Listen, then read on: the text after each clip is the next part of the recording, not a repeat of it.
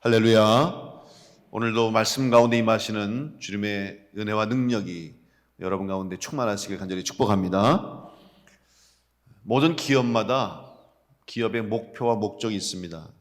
그 중에서 제품을 생산하고 물건을 만들어내는 모든 기업이나 회사에서는 자사에서 만들어내는 제품이 다른 회사나 다른 제품들보다 더 좋다는 평가와 인식을 만들어내는 것이 그들의 일차적인 목표가 됩니다. 소비자들이 자기들의 제품을 쓰고 또 그 제품을 사용하면서 좋다라는 평가를 내립니다. 그러면 이 회사의 제품은 좋은 제품이다. 이 인식이 자리 잡게 되고 그러면 그 회사에 대한 신뢰가 높아지게 됩니다. 이것이 이미지가 되고 또 나중에는 그 회사에 대한 신뢰로 이어지면서 그 회사를 생각할 때 좋은 이미지와 더불어서 그 회사를 믿게 되는, 그 회사의 가치를 만들어내는 일로 연결되기 때문입니다. 그래서 모든 회사나 기업은 더 좋은 평가와 이미지를 얻기 위해서 많은 투자와 시도를 하는 것을 볼 수 있습니다. 한 가지 예를 들면 우리가 마시는 음료 중에서 콜라가 있습니다. 여러분 콜라 그러면 떠오르는 콜라가 있잖아요. 크게 두 종류의 회사가 전 세계 콜라를 보급하면서 지금 아마 경쟁하고 있습니다. 코카콜라와 펩시콜라죠. 그런데 펩시콜라는 항상 2등이에요. 코카콜라를 이기지 못해요. 그래서 한 번은 펩시콜라에서 왜 우리 제품이 사람들에게 더 맛있는 음료로, 더 좋은 음료로 인정받지 못할까? 그래서 소비자들에게 한번 테스트를 해봤습니다. 과연 우리 회사 제품을 어떻게 맛을 평가할까? 그래서 이 블라인드 테스트라고 해서 눈을 가리고 콜라를 마시게 하는 거예요. 그리고 내가 맛있다고 생각하는 콜라를 선택하라고 합니다. 그래서 코카콜라하고 펩시콜라를 놓고 눈을 가리고 모르게 해가지고 자 마셔보라고 그 두 개를 다 마시게 합니다. 그리고 더 맛있는 쪽에 선택하라. 근데 여러분 결과가 코카콜라보다 펩시콜라가 더 맛있다는 결과가 나왔어요. 그런데도 불구하고 판매량이나 사람들이 선호하는 것은 펩시보다 코카콜라라는 거죠. 왜 그럴까요? 이것은 선택의 기준이 좀 다른 거예요. 물론 맛은 더 있고 혹은 소비자들이 좋아하는 맛이라고 할지라도 단순히 맛 하나만 가지고 선호도를 결정할 수 없다는 것이죠. 그 선택의 기준 속에는 오랜 세월 동안 특별히 어렸을 때 마셨던 그 추억, 또 어렸을 때 가족과 함께 즐거운 시간, 행복한 시간을 보내면서 마셨던 그 음료가 그 사람 속에 좋은 이미지, 좋은 생각, 좋은 추억으로 남게 되니까 맛이 물론 중요한 영향도 있지만 맛만 가지고 되는 것이 아니라 그 여러 가지 그동안 쌓아왔던 생각들, 환경들, 추억들이 그 사람으로 하여금 그 상품을 선택해야 하는 기준이 됐다는 것이죠. 여러분, 오늘 우리들은 신앙생활 하면서 더 좋은 것을 선택해야 하는 선택의 기로에 놓일 때가 많습니다. 사실 모든 사람은 다 이왕이면 더 좋은 것을 선택하라고 하는 본능을 갖고 있죠. 물건을 살 때나 어떤 자기의 삶의 방향을 결정할 때나 혹은 내가 원하는 것을 얻고자 할 때도 내가 더 좋다고 생각되는 것을 사람들은 선택하려고 합니다. 그런데 그 선택이 올바르기 위해서는 분별하는 기준이 바르게 서 있어야 됩니다. 만약 분별의 기준이 잘못되면 선택이 잘못되게 되고 오히려 더 좋게 선택하고 해서 선택한 선택이 나에게 더 나쁜 결과로 이어질 수 있기 때문에 선택도 중요하지만 더 중요한 것은 선택의 기준을 어디에 두냐가 중요한 것입니다. 우리 믿음의 삶을 사는 성도들 역시 성공적인 신앙생활을 하기 위해서는 우리도 항상 신앙생활에 유익이 되고 내 믿음에 더 도움이 되는 좋은 것을 선택해야 합니다. 그렇다면 과연 우리가 어떤 선택의 기준을 가지고 믿음의 생활, 신앙생활 가운데서 좋은 것을 선택할 것인가? 항상 우리는 이 선택의 기준에 대해서 관심을 가져야 됩니다. 더 좋은 것이 무엇인가를 분별하는 기준이 바로 설 때 우리는 그리스도인으로 올바른 선택과 바른 결정을 하게 될 것입니다. 그것은 바로 성공적인 신앙생활의 출발이 될 것입니다. 그러면 우리는 그리스도인으로 더 좋은 선택, 특별히 주님 보시기에, 하나님 보시기에 더 좋은 선택을 하기 위해서 어떤 분별의 기준을 가져야 할까? 오늘 우리가 함께 봉독한 갈라디아서 이 말씀은 사도 바울이 갈라디아 교회 성도들에게 편지하면서 서론에 해당하는 말씀이에요. 1절부터 5절까지는 형식적이고 또 이 서신의 형태를 띠고 인사하고 무난합니다. 그리고 본론으로 들어가서 본격적인 내용을 시작하면서 서두에 해당하는 6절의 말씀부터 보면 우리는 조금 충격을 받을 수도 있고 아니면 좀 불편한 마음을 가질 수 있습니다. 서론부터 상당히 강한 어조로 사도 바울이 갈라디아 교회에 대해서, 특별히 갈라디아 교회 성도들을 향해서 책망과 경고의 말씀을 하고 있기 때문입니다. 사실 좋게 표현해서 경고지만 안타까운 마음을 표현한다고 할 수 있겠지만 내용을 보면 이것은 일종의 갈라디아 교인들을 향한 최후 통첩과도 같은 아주 강한 어조로 영적인 경고를 하고 있는 것을 보게 됩니다.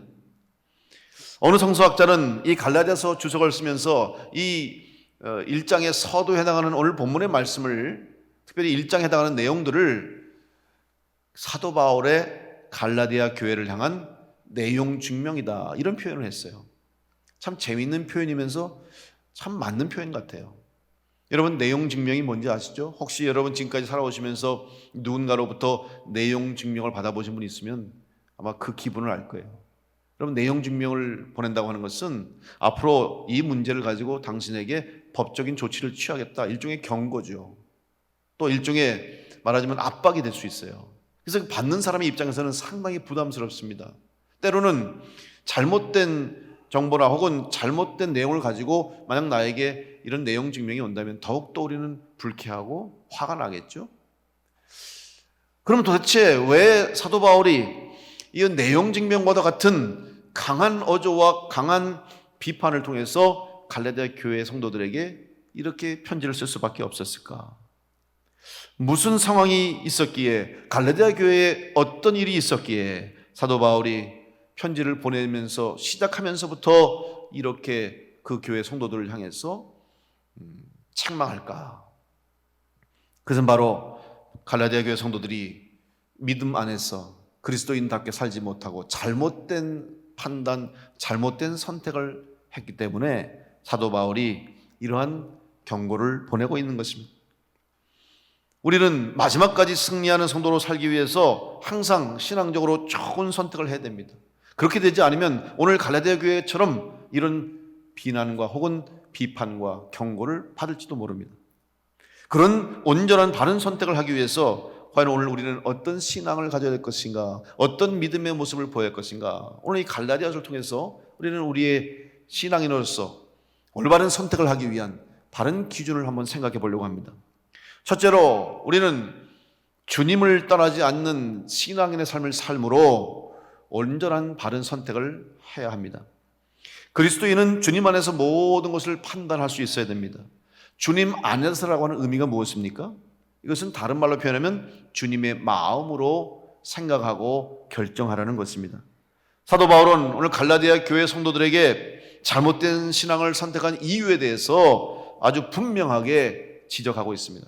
갈라디아서 1장 6절의 말씀을 보시면 그리스도의 은혜로 너희를 부르신 이를 이같이 속히 떠나 다른 복음을 따르는 것을 내가 이상하게 여기노라. 사도 바울은 이해가 안 된 거예요. 왜 너희들이 도대체 잘못된 신앙을 선택했을까? 그 이유를 제일 먼저 무엇으로 보고 있냐면 주님을 떠났다는 것입니다. 너희들이 주님으로부터 멀어졌고 주님을 떠난 자가 됐기 때문에 오늘 이같이 잘못된 결과에 이를 수 있도록 너희들이 선택했다. 너희들의 잘못된 판단이다라고 하는 것을 질책하고 있습니다. 주님을 떠난 성도는 올바른 선택과 판단과 결정을 할 수가 없습니다. 왜냐하면 주님의 뜻이 무엇인지 알 수 있는, 생각할 수 있는 능력을 잃어버렸기 때문입니다. 우리가 흔히 인간관계에서 여러분 종종 그런 표현을 쓸 때가 있어요. 여러분 잘 아는 사람, 또 나랑 친분이 있는 사람, 내가 그 사람에 대해서 많은 것을 알고 있다고 생각하는 사람들 있죠. 근데 그 사람이 이제 행동하는 거 여러분 알 거 아니에요. 생각하는 것이나 또 그 사람이 가지고 있는 가치관이나 그 사람의 추구하고 하는 삶의 방향을 아는데 전혀 뜻밖의 행동을 하고 그 사람답지 못한, 그 사람답지 않은 결정을 하면 우리가 뭐라고 얘기합니까? 그 사람이 판단력을 잃어버린 것 같아, 이렇게 얘기할 때가 있어요. 그러니까 흔히 실수할 때나 잘못된 행동을 할 때 그렇게 얘기하잖아요. 그 사람이 왜 그러지? 그때 무슨 판단력을 잃어버린 것 같아, 이렇게 얘기합니다. 그럼 판단력이 뭐예요? 자기가 가지고 있는 삶의 주관, 소신, 자기의 가치관과 자기의 기준을 잃어버리고 자기답지 못한, 나답지 못한 결정과 판단을 했기 때문에 이런 소리를 듣습니다. 여러분, 마찬가지로 오늘 우리들이 그리스도인으로 그리스도인답게 행동하고 그리스도인답게 판단하고 결정할 수 있기 위해서는 우리 안에 주님의 마음을 품어야 할 줄로 믿습니다. 주님의 마음을 품는다는 것은 뭐예요? 주님 마음으로 주님의 뜻을 쫓고 주님의 생각에 합당하게 행동할 수 있어야 된다는 것이죠. 주님이 우리 가운데 계심으로 우리는 주님의 음성을 듣게 됩니다. 우리의 심령 속에 주님의 음성이 들려야 됩니다. 주님이 내 안에 계실 때 가능하고 내가 주님 안에 거할 때 가능합니다. 주님을 떠나서는 주의 음성을 들을 수 없고 주님으로부터 멀어져 있는 사람은 주님의 뜻을 깨달아 알 수가 없습니다. 그래서 사도 바울은 이 사실을 오늘 갈라디아 교회 성도들에게 간증하고 고백하고 있습니다. 갈라디아서 2장 20절에 보면 내가 그리스도와 함께 십자가에 못 박혔나니 그런즉 이제는 내가 사는 것이 아니요 오직 내 안에 그리스도께서 사신 것이라. 이제 내가 육체 가운데 사는 것은 나를 사랑하사 나를 위하여 자기 자신을 버리신 하나님의 아들을 믿는 믿음 안에서 사는 것이라. 사도 바울은 자신 있게 고백하는 거예요. 내 안에 내가 사는 것이 아니고 예수 그리스도께서 사십니다. 그래서 나는 모든 일을 예수님의 마음을 품고 예수님의 뜻을 쫓아서 결정합니다 라고 고백하는 것이죠. 오늘 우리가 주님을 떠나지 않는 성도가 되기 위해서는 여러분, 내 삶의 주인이 내가 아니라 예수 그리스도께서 주인 되는 삶을 살아야 될 줄로 믿습니다. 주님이 여러분 삶의 주인 되셔야 됩니다. 여러분이 주인 되지 않기를 바랍니다. 여러분의 판단과 결정의 주도권을 여러분이 잡는 것이 아니라, 내가 잡는 것이 아니라 주님이 내 판단과 결정, 생각의 모든 주도권을 주님이 잡아주실 때 우리는 이 땅 가운데서 믿음 잃지 않는 온전한 그리스도인으로 승리하는 삶을 살게 될 줄로 믿습니다. 먼저 주님께 묻고 주님의 마음을 헤아려야 합니다. 그렇게 되기 위해서는 먼저 주님을 사랑하는 성도가 되어야 합니다. 여러분, 주님을 사랑하면 주님의 마음을 품게 되는 것이고, 여러분도 사랑하는 사람, 여러분이 아끼는 사람은 그 사람의 마음을 헤아릴 때가 많죠. 또 그 사람의 마음을 생각할 때가 많지 않습니까? 사랑의 관계로 연결될 때 그 사람의 마음을 이해하게 됩니다. 주님을 사랑하게 되면 주님의 마음을 알게 되고 주님의 뜻을 품게 되고 주님의 뜻에 순종하는 일이 있게 되면 우리는 언제나 온전한 판단, 올바른 생각, 결정을 하게 될 줄로 믿습니다. 여러분을 사랑하는 주님을 생각하며 늘 주님과 동행하여 더 좋은 것을 택하는 복된 성도로 승리하게 되시기를 간절히 축원합니다. 두 번째, 우리의 판단의 기준이 온전하고 올바르기 위해서는 복음의 순수함을 잃지 말아야 합니다. 갈라디아 교회의 영적인 위기는 바로 복음을 잃어버린 것입니다. 비록 복음의 말씀이 그 교회에서 전파되고 말씀을 고백하고 믿는다고 하지만 그 복음은 다른 복음이라고 말하고 있습니다. 사도 바울이 갈라디아 교회에게 너희는 복음이 있지만 그 복음은 진짜 복음이 아니다, 가짜 복음이다, 이것을 다른 복음이라고 표현하고 있습니다. 그러면 갈라디아 교회에서 다른 복음이 뭐냐 하면 유대교의 율법을 의미하는 거예요. 특별히 갈라디아 교회는 유대교에서 개종한 그리스도인들이 많았습니다. 유대교로부터 개종해서 그리스도인이 되었지만 그들의 가장 어려운 것은 유대교의 어려서부터 일생토록 오랫동안 내려왔던 전통 율법을 버리지 못하는 거예요. 그 중에서도 할례라고 하는 이 율법의 전통을 버리기가 쉽지 않았어요. 할례하지 않으면 유대인답지 못하고 또 그 할례를 하지 않으면 구원받은 하나님의 백성이 되는 징표를 얻지 못한다는 것 때문에 그리스도인이 되었음에도 불구하고 여전히 할례 의식을 행하는 사람도 있었고, 심지어는 할례를 행하여 구원의 완성을 이룬다고까지 가르치고 있었습니다. 이것을 사도 바울이 듣고 지금 책망하고 있는 거예요.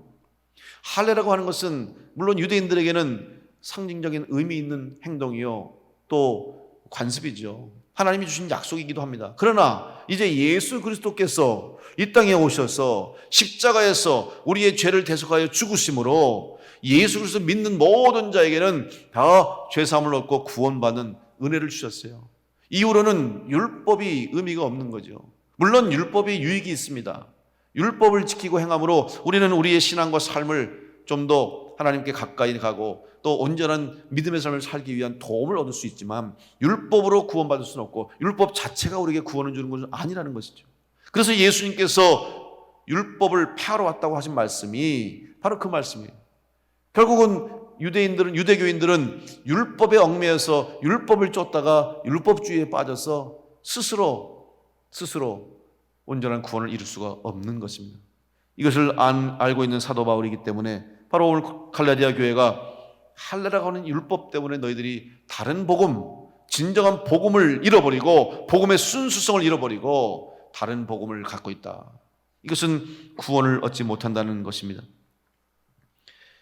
겉으로는 예수 그리스도의 이름을 부르지만 속으로는 예수님을 인정하지 않는 것입니다. 껍데기는 복음이지만 알맹이는 복음이 아니었습니다. 복음은 바로 십자가에서 우리들의 죄를 사해 주시기 위해서 생명을 내어주신 예수 그리스도의 보혈의 은혜입니다. 오직 이 십자가 예수 그리스도 외에는 어느 누구도 우리에게 구원을 줄 수 없습니다.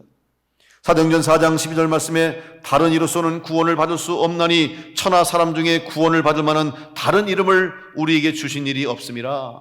베드로의 설교의 내용입니다. 오직 예수님의 이름만 우리에게 구원을 줄 수 있다고 하는 고백이죠. 다른 복음은 복음이 아닙니다. 여러분, 변질된 복음은 더 이상 복음이 아닙니다. 아무리 하나님 말씀을 읽고 성경 말씀을 읽다 할지라도 복음이 아닐 수가 있다는 것이죠. 음식이 변질되면 더 이상 먹을 수 없고 변질된 음식을 먹으면 우리에게 독이 되고 해가 됩니다. 마찬가지예요. 복음이 변질되면, 복음의 순수성을 잃어버리면, 다시 말하면 예수 그리스도 없는 복음이 되면 이것은 더 이상 복음이 아닙니다. 대표적인 것이 이단의 복음 아닙니까? 이단들이 성경 말씀을 두고 성경 공부를 가르쳐요. 여러분, 이단들이 가르치는 게 물론 자기들의 만들어진 교리를 가르치지만 제일 먼저 성경 공부를 시키는 거예요. 똑같이 우리랑 같은 성경책을 가지고 똑같은 말씀을 읽고 배우면서 그들이 성경 공부를 시키는 거예요. 똑같잖아요. 말씀도 똑같은 말씀 읽고 똑같은 내용인데도 그 안에 예수 그리스도의 십자가가 없어요. 속이는 거예요. 나중에 가서 결국은 마지막에 자기의 교주, 자기들의 교리를 내세워서 그 사람을 미혹시키는 거죠. 다른 복음이에요. 그래서 이단에 빠진 사람들이 왜 어려움을 당합니까? 왜 파탄을 맞습니까? 왜 영적으로 피폐해집니까? 거짓 복음, 다른 복음에 미혹돼서 예수 그리스도 외에 다른 것을 따름으로 결국 그들은 몸과 마음과 심령이 다 피폐해지는 불행을 맞게 되는 것이죠. 사도 바울은 갈라디아 교회 성도들에게 잘못된 다른 복음을 전하게 되면 어떻게 되는지 경고하고 있습니다. 갈라디아서 1장 8절로 9절 말씀에 그러나 우리나 혹은 하늘로부터 온 천사라도 우리가 너희에게 전한 복음 외에 다른 복음을 전하면 저주를 받을지어다. 우리가 전에 말하였거니와 내가 지금 다시 말하노니 만일 누구든지 너희가 받은 것 외에 다른 복음을 전하면 저주를 받을지어다. 두 번에 걸쳐서 저주를 받는다고 강조하고 있어요. 다른 복음을 전하고 다른 복음을 들으면 불행을 맞게 된다는 것입니다. 왜 이렇게 강하게 강조합니까? 왜 이렇게 두 번씩이나 저주받을 수밖에 없는 것을 왜 이야기합니까? 그것은 바로 이것이 중요한 문제이기 때문에. 왜 중요하냐? 생명과 연결되는 문제예요. 다시 말하면 사느냐 죽느냐의 문제가 연결되어 있기 때문에 복음이 있으면 살지만 예수 그리스도의 십자가가 있으면 구원 얻고 생명 얻지만 예수님 없으면, 예수님의 십자가의 보혈이 없으면 생명 얻을 수 없는 거잖아요. 죽는 거예요. 그러니 얼마나 이 중요한 문제를 가지고 사도 바울이 강조하지 않을 수가 없겠습니까? 여러분, 예수님은 오늘 우리를 위해서 십자가에서 생명까지 내어주신 분이에요. 그래서 우리는 예수님의 보혈의 공로로 오늘 새 생명을 얻은 자로 살고 있습니다.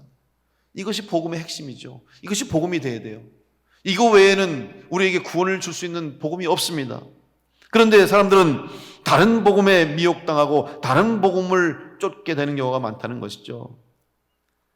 복음이 변질되니까 결국 그 사람의 인생에는 생명이 떠나가게 되고 영원한 죽음에 처하는, 다시 이전의 모습으로 돌아가는 불행한 일이 일어나게 된 것입니다.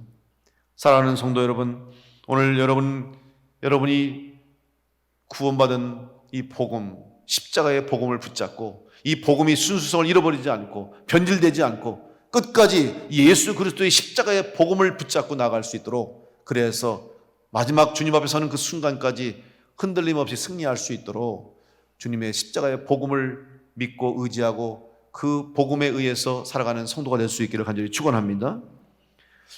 세 번째로, 오늘 우리는 믿음의 길을 가면서 수많은 선택의 기로에 놓일 때마다 어떠한 선택을 할 것인가, 그 선택의 기준 중에 하나가 뭐냐면 바로 하나님의 마음을 기쁘게 해드릴 수 있는가라고 하는 질문을 던져야 된다는 것이죠. 하나님의 마음을 기쁘게 해드릴 수 있는 사람이 되면 우리는 이 땅 가운데서 늘 좋은 것을 택하는 성도로 마지막까지 승리하게 될 것입니다. 바로 하나님 마음을 품는 것입니다. 하나님을 기쁘시게 한다는 것은 하나님 마음에 합한 자가 되는 것이고, 하나님이 무엇을 기뻐하시는지를 알아야 된다는 것이죠. 결국 하나님이 원하신 것이 무엇인가를 아는 자가 된다고 하는 것은 목적이, 우리 인생의 목적이 하나님의 영광을 위한 것이 되어야 한다는 것입니다. 고린도전서 10장 31절로 33절 말씀 보면, 그런즉 너희가 먹든지 마시든지 무엇을 하든지 다 하나님의 영광을 위하여 하라. 유대인에게나 헬라인에게나 하나님의 교회나 거치는 자가 되지 말고 나와 같이 모든 일에 모든 사람을 기쁘게 하여 자신의 유익을 구하지 아니하고 많은 사람의 유익을 구하여 그들로 구원을 받게 하라.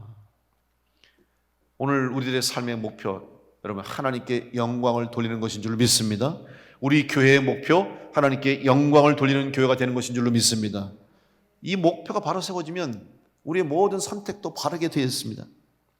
하나님의 영광을 위한 삶이 되면 하나님이 기뻐하시는 삶이 되는 거예요. 하나님이 기뻐하시는 일을 하면 모든 사람까지도 기뻐하는 일들이 일어나게 됩니다. 제가 선교지를 갈 때마다 느끼는, 깨닫는 것이 뭐냐면, 이 일은 하나님이 기뻐하시는 일이구나. 제가 그걸 느껴요. 선교지 갈 때마다 제가 감격하고 감동하는 이유는 이 일이 얼마나 귀한 일이구나 하는 걸 제가 두 눈으로 확인하는 거예요.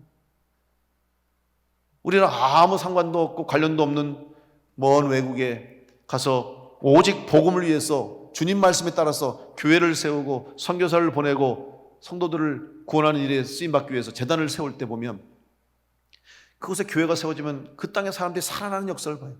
샘을 파주고 우물을 파주면 그 사람들이 얼마나 기뻐요.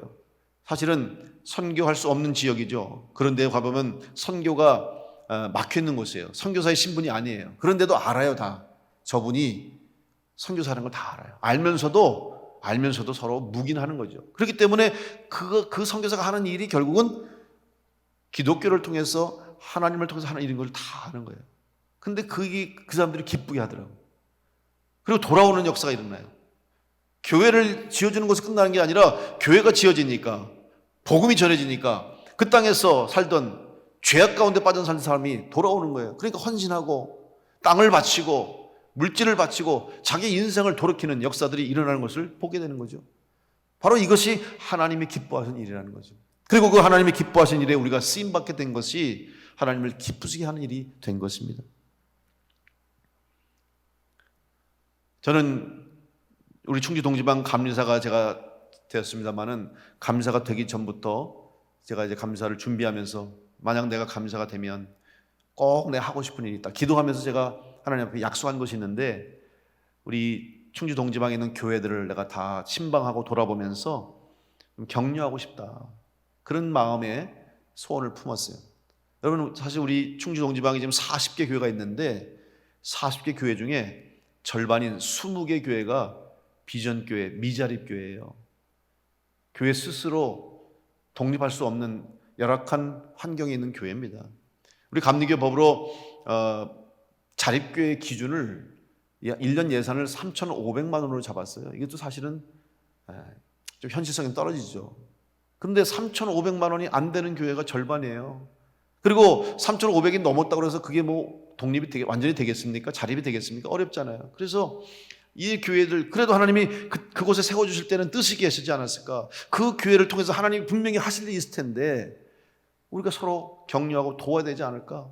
그 목사님들, 전사님들 힘들고 또 가정적으로도 어려움 많을 텐데 우리 교회가 또 우리 지방이 그런 일을 해야 되지 않나? 제가 그래서 감사가 되고 나서 우리 장로님들과 상의하면서 제가 감사가 되고 나서 이런 비전교회를 방문하고 신방하기 원합니다. 그리고 선교비를 주고 싶습니다. 그래서 우리 감사로서 그 일을 하고 싶다고 하니까 장로님들이 다 흔쾌히 허락해 주시고 같은 마음을 품어 주셔서 이제 지방에 우리가 500만 원을 선교원금을 했어요. 그래서 이번 주부터 제가 이제 우리 지방에 있는 비전교회를 방문하면서 목사님 사모님 만나서 기도해드리고 이야기 듣고 선교비 전달하려고 해요. 그래서 한 교회당 20만 원씩 선교비 전달해드리고 그리고 서류상으로는 비전교회가 아니지만 그래도 어려운 교회들이 한 10교회 있으니까 그것까지 해서 예산을 세워서 진행하는데 내 마음이 그래도 너무 아쉬운 거예요. 사실 적으면 적고 크면 크다고 할 수 있겠지만 그 20만 원 한번 드리는 것이 그들에게 용기가 되고 힘이 되겠지만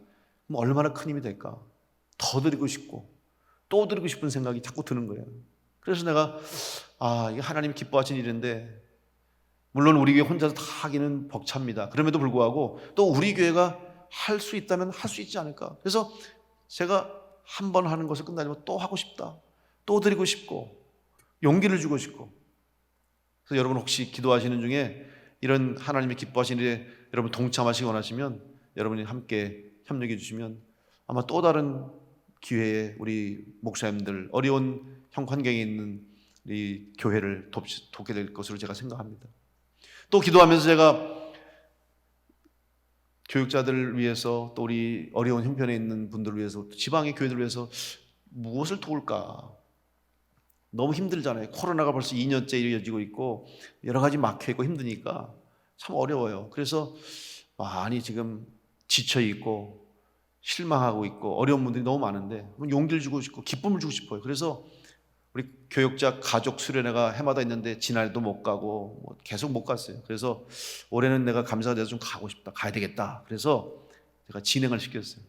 근데 어디를 갑니까? 이제는 해외도 가지도 못하고 그러니까 그래도 가장 많이 갈 수 있는 곳이 멀리 갈 수 있는 곳이 제주도니까 제주도 한번 가자. 그래서 돈이 많이 들지만 지금 진행해서 다음 10월 마지막 주 25일 날 우리 지방에 교육자 가족 수련회를 가요.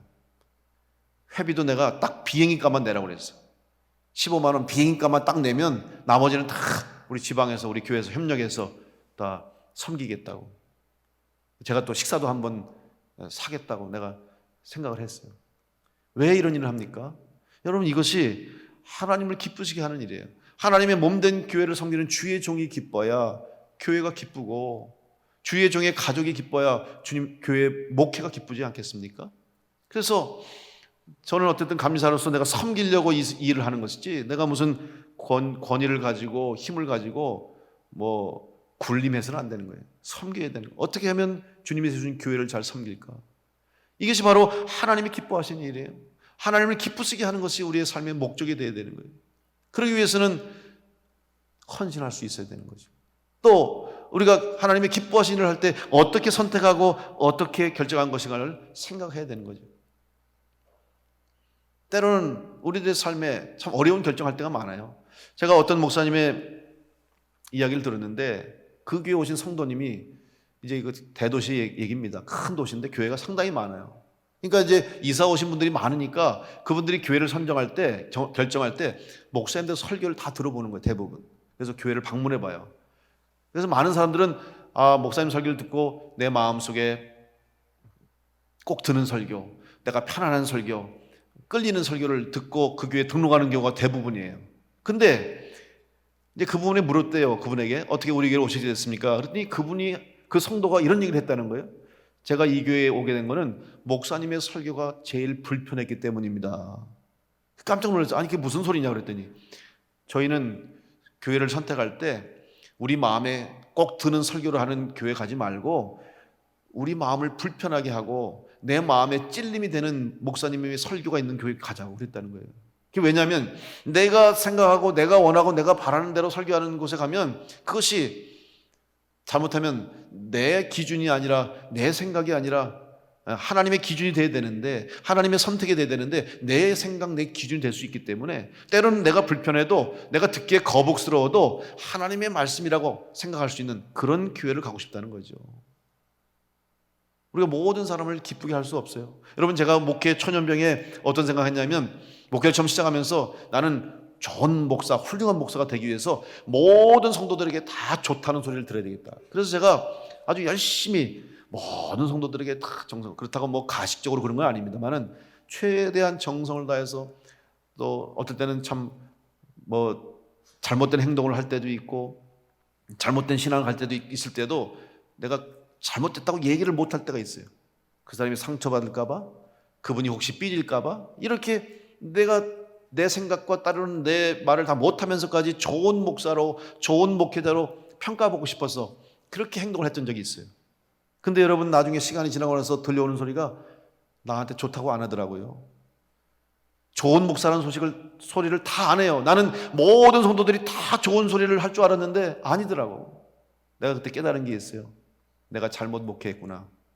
왜냐하면 목적을 하나님의 영광을 위해서, 하나님을 기쁘시기 위해서 말씀을 전해야 되고, 하나님이 원하시는 뜻 가운데 말씀을 전해야 되는데 사람을 기쁘게 하려고 했던 거예요. 사람의 마음에 맞는 말씀을 하려고 했던 거예요. 그러니까 모든 사람을 다 기쁘게 못해요. 여러분, 혹시 여러분 생각 속에 나는 모든 사람으로부터 칭찬받고 나는 누구에게도 욕 안 먹고 살아야지, 그런 생각하는 분이 빨리 포기하세요. 안 그러면 여러분 병들어요. 어떻게 우리 사람이 모든 사람에게 다 좋다는 소리 듣습니까? 뭐 그렇다고 막 살라는 말은 아닙니다만은, 무슨 말이냐, 우리는 인간이기 때문에 모든 사람을 다 만족시킬 수가 없어요. 목회도 마찬가지. 재단에서 전해드리는 설교가 만약에 여러분 모두를 만족시키려면 저 설교 준비 못해요. 제가 그런 얘기 드렸죠. 설교 준비하면서 이 말씀하면 아무개 권사님이 섭섭하실 텐데, 이 말씀 드리면 아무개 집사님이 안 좋아하실 텐데, 이런 생각하면요 제가 설교를 쓸 수가 없어.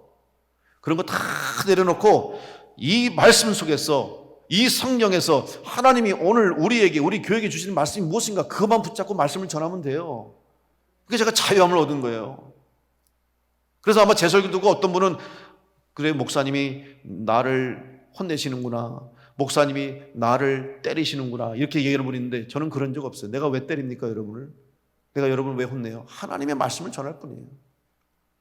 하나님을 기쁘시게 하는 일이 되면, 하나님이 기뻐하시면 여러분, 하나님이 은혜를 주시고 복을 주셔요. 우리 교회에 하나님의 놀라운 은혜가 임하고 복이 임해요. 그럼 누가 그 복을 받아요? 여러분이 복을 받는 거예요. 왜냐하면 여러분이 우리 교회의 몸이기 때문에, 우리 교회를 이루는 지체가 되기 때문에.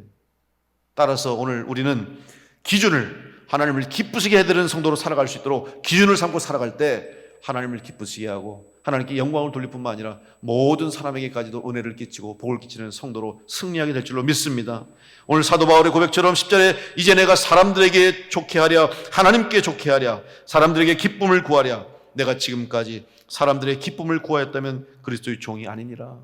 바른 기준과 판단을 가지고 복음을 붙잡고 주의 말씀을 의지해서 주님의 마음을 품고 하나님을 기쁘시게 하는 성도로 살아갈 때 여러분의 삶 가운데도 하나님이 살아 역사하시는 놀라운 은혜와 능력으로 더 좋은 선택, 더 좋은 모습으로 성장하고 성숙하는 성도가 될 줄 믿고, 더불어 우리 교회도 더 하나님을 기쁘시게 하는 일들을 많이 감당하는 은혜의 재단 될 줄로 믿습니다. 그런 놀라운 하나님의 은혜 가운데 승리하는 성도가 될 수 있도록 하나님 마음을 기쁘시게 하는 성도가 되어서 더 좋은 선택, 바른 선택하셔서 하나님 앞에 칭찬받는 복된 성도로 승리하시기를 간절히 축원합니다. 기도하겠습니다.